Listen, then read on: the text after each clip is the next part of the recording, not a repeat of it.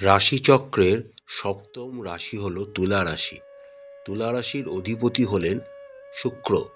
শুক্রদেবের বীজ মন্ত্র হল ওম দ্রাং দ্রিং দ্রং স শুক্রায় নমঃ। আজকের এই ভিডিওটিতে আমরা তুলা রাশির জাতক জাতিকাদের 2025 সালের জানুয়ারি মাসটি কেমন কাটতে চলেছে সেই সম্পর্কে বিস্তারিত আলোচনা করতে চলেছি। তার আগে আমরা জানুয়ারি মাসের গ্রহ সন্নিবেশ তুলা রাশির জাতক জাতিকাদের সাপেক্ষে কি হতে চলেছে সেই দিকে একবার চোখ বুলিয়ে নিই। তুলা রাশির জাতক জাতিকাদের সাপেক্ষে জানুয়ারি মাসের প্রথমেই বুধ আপনাদের দ্বিতীয় ঘর বৃশ্চিক রাশিতে গোচর করবেন। আপনাদের রাশি সাপেক্ষে তৃতীয় ঘর ধনু রাশিতে রবি মহারাজ মাসের প্রথম 15টা দিন গোচর করবেন। রাশি অধিপতি শুক্র আপনাদের পঞ্চম ঘরে কুম্ভ রাশিতে গোচর করবেন। তুলা রাশির সাপেক্ষে চতুর্থ এবং পঞ্চম ঘরের অধিপতি শনি মহারাজ পঞ্চম ঘরে সক্ষেত্রস্থ অবস্থায় রাশি অধিপতি শুক্রযুক্ত অবস্থায় কুম্ভ রাশিতে গোচর করবেন। তুলা রাশির ষষ্ঠ গৃহ মীন রাশিতে রাহু মহারাজ গোচর করবেন। তুলা রাশির অষ্টম গৃহ বৃষ রাশিতে দেবগুরু বৃহস্পতি বক্রী অবস্থায় গোচর করবেন।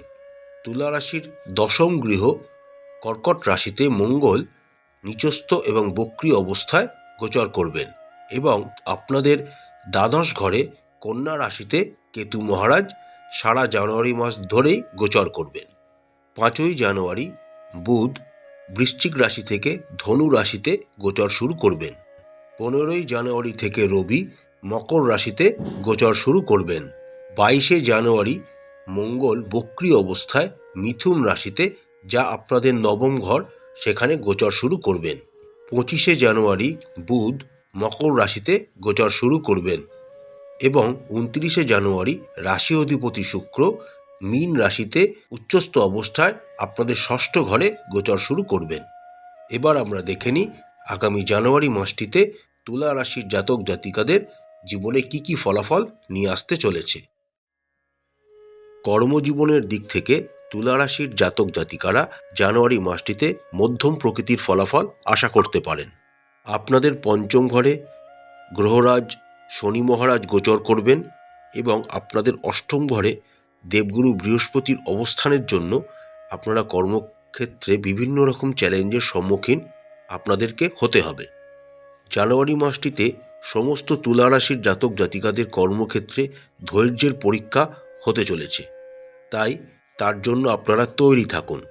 এই সময়ের কালে আপনাদের মনে হবে আপনাদের অগ্রগতি হচ্ছে না বা হলেও খুব মন্থর গতিতে হচ্ছে, কিন্তু ধৈর্য রাখাটাই আপনাদের সবচেয়ে বড় প্রচেষ্টার অঙ্গ হতে চলেছে।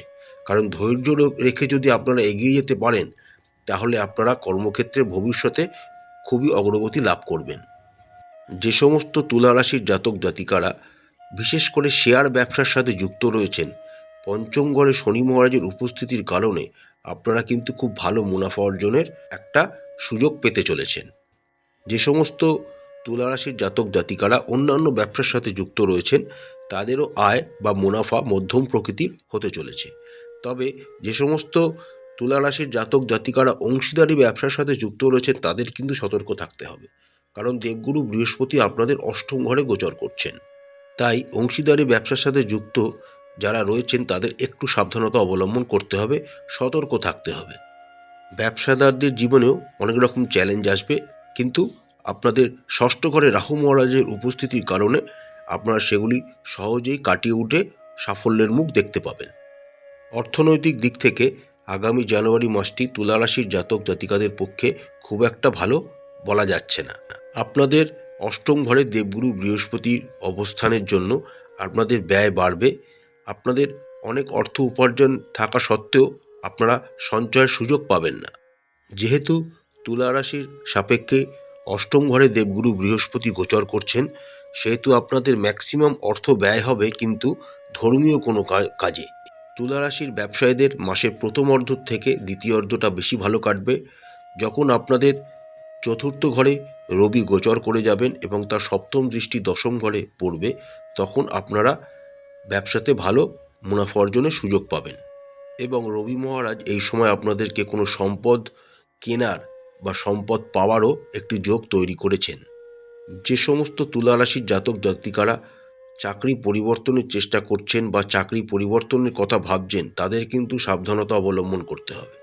আপনাদের দ্বিতীয় এবং সপ্তম ঘরের অধিপতি মঙ্গল মাসের প্রথমার্ধে দশম ঘরে এবং শেষার্ধে নবম ঘরে বক্রী অবস্থায় গোচর করবেন। তাদের কিন্তু হট করে চাকরি চলে যাওয়ার যোগ তৈরি হচ্ছে, যার ফলে আপনাদের অর্থনৈতিক অবস্থা খুবই খারাপের দিকে যেতে পারে। তাই সেই দিকে অবশ্যই সাবধানতা অবলম্বন করবেন। দ্বাদশ ঘরে কেতু মহারাজের উপস্থিতিও আপনাদের অবাঞ্ছিত ব্যয়ের দিকে ঠেলে দিতে পারে। সুতরাং আগামী জানুয়ারি মাসটি আপনাদের অর্থনৈতিক প্ল্যানিং কিন্তু খুব ভালোভাবে করতে হবে, তবেই আপনারা জানুয়ারি মাসটিতে ভালোভাবে সার্ভাইভ করতে পারবেন। স্বাস্থ্যের দিক থেকে আপনাদের সাবধানতা অবলম্বন করতে হবে। তুলা রাশির সাপেক্ষে আপনাদের ষষ্ঠ ঘরের অধিপতি দেবগুরু বৃহস্পতি অষ্টম ঘরে গোচর করছেন। যদিও তিনি বিপরীত রাজযোগ তৈরি করছেন, কিন্তু তাও আপনাদের সাবধানতা অবলম্বন করতে হবে, কারণ আপনাদের গলায় সংক্রমণ, স্বাস্থ্যের কোনো সংক্রমণ, ফুসফুসের কোনো সংক্রমণ আপনাদেরকে কিন্তু বিরক্ত করতে পারে।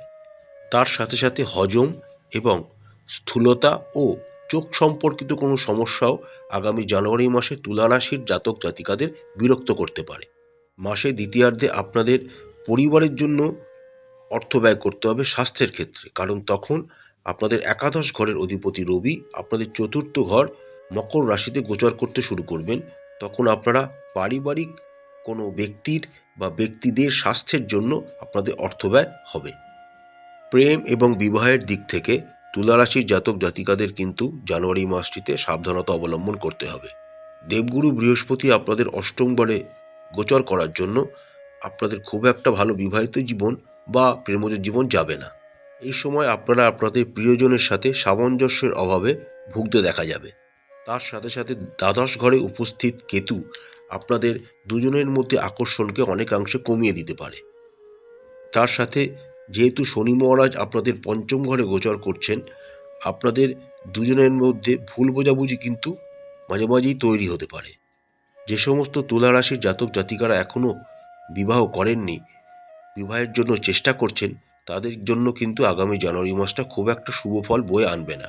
আপনাদের আরও কিছুদিন অপেক্ষা করতে হবে। বিবাহিতদের এবং যারা প্রেমজ সম্পর্কে রয়েছেন সমস্ত তুলা রাশির জাতক জাতিকাদের আগামী জানুয়ারি মাসটিতে ধৈর্য ধরে সংবেদনশীলতার সাথে পুরো সিচুয়েশনটিকে হ্যান্ডেল করতে হবে এবং ধীরে চলো নীতি গ্রহণ করতে হবে।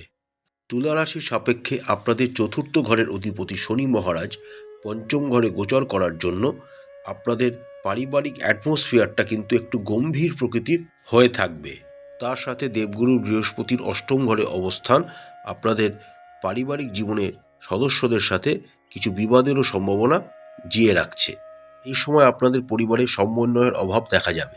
তাই আপনাদের প্রয়োজন ধৈর্য এবং ধৈর্য সহকারে সমস্ত জিনিসগুলিকে বিবেচনা করে কথাবার্তা বলা। জানুয়ারি মাসের শেষার্ধে তুলা রাশির জাতক জাতিকাদের পারিবারিক জীবন নিয়ে আরও সতর্ক হতে হবে, কারণ তখন আপনাদের রাশি অধিপতি শুক্র ষষ্ঠ ঘরে গোচর করে যাবেন। এই সময় আপনাদের পরিবারে নৈতিকতা, মূল্যবোধ ইত্যাদির অভাব কিন্তু দেখা দিতে পারে। প্রতিকারস্বরূপ তুলা রাশির জাতক জাতিকারা রাশি অধিপতি শুক্রের বীজ মন্ত্র 108 বার করে জপ করবেন। কেতুদেবকে প্রসন্ন করার জন্য আপনারা কেতুদেবের বীজ মন্ত্র জপ করতে পারেন, অথবা ওম গণেশায় নমঃ এই মন্ত্রটি প্রত্যেক দিন 11 বার করে জপ করতে পারেন। আপনারা যদি প্রত্যেক দিন শ্রী সুক্তম পাঠ করতে পারেন, তাহলে আপনাদের জন্য খুবই উপকার আপনাদের জীবনে নিয়ে আসবে। এবং মা লক্ষ্মীর যে কোনো একটি মন্ত্র প্রত্যেক দিন পাঠ করুন। আশা করছি বন্ধুরা, জানুয়ারি মাসটি তুলা রাশির জাতক জাতিকাদের খুব ভালো কাটবে।